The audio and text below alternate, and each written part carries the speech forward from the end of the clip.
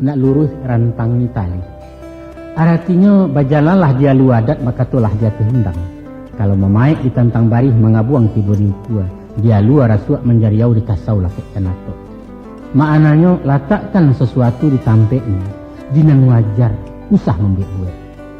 Kadang-kadang tidak lama rayuan tukang ganduah gadang ketika jinan ketek. Jangan.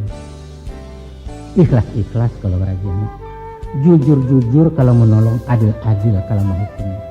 Usah lama karena santan nijan kunyang karena kunyit dak sanjuang di puanan banang. Usah. Setiok kato ka disabut ataupun kakok ka diawai batu akan niat awal itu. Tanyolah hati nurani nanyakan ketimbang rasul cupak digantang dalam batin laikoh dalam izin Allah.